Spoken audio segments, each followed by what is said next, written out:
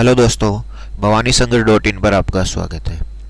इस वीडियो में हम बात करेंगे महाराजा गंगा सिंह विश्वविद्यालय की ओर से आज 18 दिसंबर 2023 को जारी किए गए एक अधिसूचना के बारे में।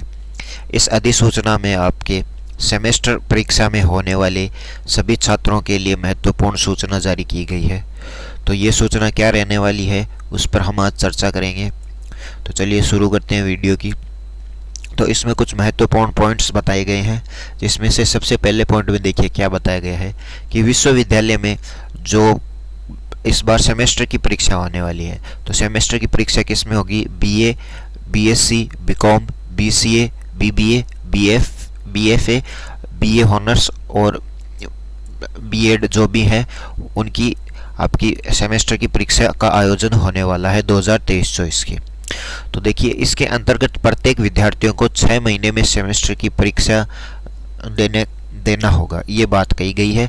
और अगर आपने ये सेमेस्टर की परीक्षा पास कर ली तो आपके लिए एक उपाधि प्रदान की जाएगी, यानी कुछ भी सर्टिफिकेट या कुछ भी दिया जाएगा, जो कि देखिए यहाँ मेंशन किया गया है। ये एक ऑफिशियल नोटिफिकेशन जारी किया गया है।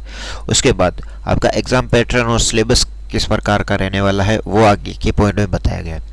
तो देखिए स्नातक स्तर प्रथम सेमेस्टर की परीक्षा में 40, यहाँ पे देखिए 40 बहुविकल्पी प्रश्न यानी एमसीक्यू टाइप के प्रश्न आएंगे, जिसमें देखिए प्रश्न पत्र हल करने के लिए आपको 1 घंटे 30 मिनट का समय दिया जाएगा।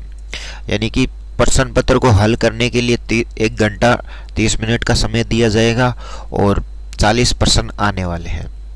उसके बाद में आगे देखिए प्रायोगिक परीक्षा यानी जिसमें आपके प्रैक्टिकल होने वाले हैं उनके लिए तो ये होगा 40 अंकों का और 40 प्रश्न आएंगे और प्रत्येक प्रश्न कितना होगा? 1 अंक का होगा।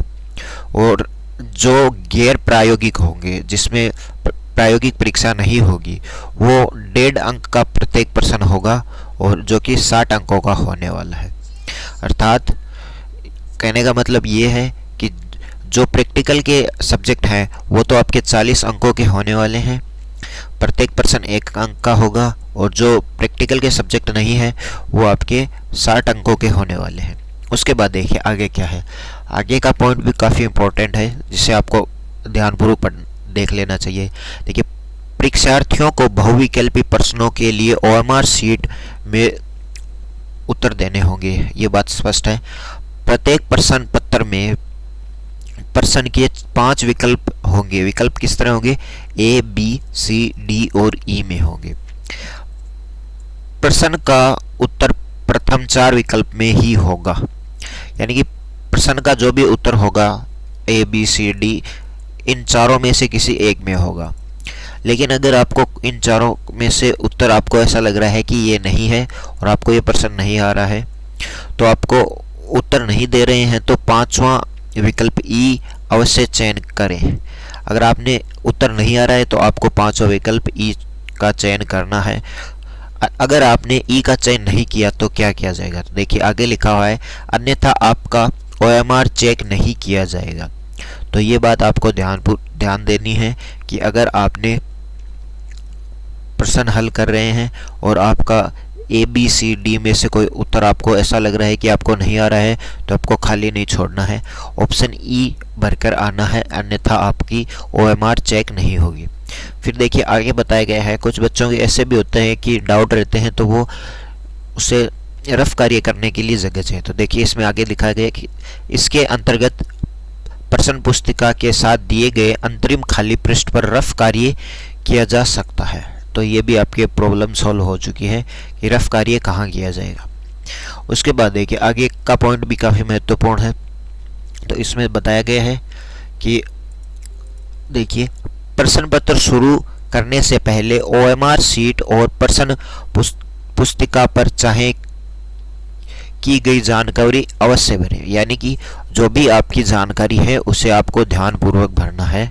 और परीक्षा की समाप्ति यानी 1.5 घंटे के पश्चात जो भी आपका कक्षा में शिक्षक होगा या उसे आपको आपकी सीट दे देनी है, उसे देने के बाद ही आपको बाहर आना है।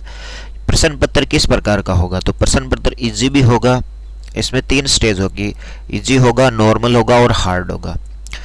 और सबसे महत्वपूर्ण बात, इसमें कोई भी नकारात्मक अंक नहीं किया जाएगा, यानी गलत प्रश्न होने पर कोई नकारात्मक अंक नहीं है। ये बात सबसे ध्यानपूर्वक आपको रखनी है।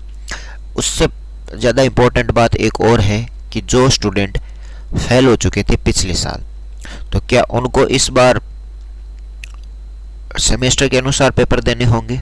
तो उसके लिए भी देखिए, यहाँ पे ये पॉइंट में दिया गया है कि पूर्व छात्र यानी एक्स स्टूडेंट को सेमेस्टर की परीक्षा में शामिल होना है और इसके आंतरिक मूल्यांकन और प्रायोगिक परीक्षा महाविद्यालय स्तर पर आयोजित होगी, ये भी दे रखा है।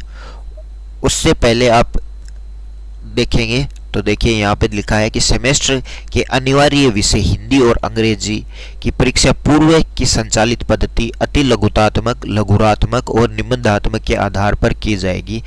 अनिवार्य विषयों में आंतरिक मूल्यांकन नहीं होगा। तो ये बात आपको यहाँ ध्यान देनी है कि जैसे पीछे की आपकी परीक्षा होती थी कि किस प्रकार होती थी हिंदी और अंग्रेजी की, कि फुल आपको कॉपी दी जाती थी जिसमें आपको लिख के आना पड़ता था, उसी प्रकार ये होगा। फिर देखिए नेक्स्ट पॉइंट क्या है। नेक्स्ट पॉइंट में फिर से आपको एक्स स्टूडेंट के लिए ही बताया गया है कि देखिए, पूर्व वर्षों के स्नातक प्रथम स्तर के अनुत्तीर्ण परीक्षार्थी भी सेमेस्टर पद्धति में परीक्षा में पुनः शामिल होंगे। यानी कि जो एक्स स्टूडेंट है उन्हीं के बारे में है, या जो कि अनुत्तीर्ण यानी फेल हो गए हैं उनके बारे में है कि वो वापस अगर फर्स्ट ईयर में होंगे तो उन्हें सेमेस्टर के अनुसार ही इस सिस्टम का लागू किया जाएगा। फिर देखिए अगला जो भी पॉइंट है वो भी काफ़ी इंपॉर्टेंट है, आपको ध्यानपूर्वक देख लेना है। ये काफ़ी बच्चों के लिए ये पहले से ही प्रॉब्लम दे रहे थे, तो देखिए अभी इसका जवाब भी यहाँ पे मिल चुका है। सेमेस्टर पद्धति में कोई पेपर बकाया यानी ड्यू रहने की स्थिति में वह बकाया पेपर उसी सेमेस्टर की आगामी परीक्षा के साथ देना होगा। इसका मतलब आप देखिए समझ लीजिए कि अभी आपने एक पेपर आपका बाकी रह गया यानी ड्यू रह गया है, तो ये पेपर कब लगेगा? जैसे मान के चल रहे हैं कि ये जनवरी 15 तक आपके पेपर स्टार्ट हो जाएंगे, तो जनवरी 15 में अगर आपके पेपर स्टार्ट हो गए और आपका एक पेपर ड्यू रह गया, तो ये पेपर अगले 6 महीने बाद जो भी सेमेस्टर होगा यानी दूसरा सेमेस्टर होगा उसमें जो भी पेपर होंगे, यानी कि मान लीजिए आपके 5 पेपर है तो उसमें एक और ऐड हो जाएगा, यानी 6 पेपर देने होंगे आपको अगली बार। अब इसमें यह नहीं बताया गया है कि अगर दोनों सेमेस्टर में भी अगर कोई पेपर रह जाए बाकी या ड्यू, तो उसका अभी तक कोई नोटिफिकेशन नहीं आया है। अगर आएगा तो आपको बता दिया जाएगा। ये वीडियो कैसा लगा कमेंट में ज़रूर बताएं। अगर बोलने में कुछ गलती हो गई है तो उसके लिए भी कमेंट में बताएं।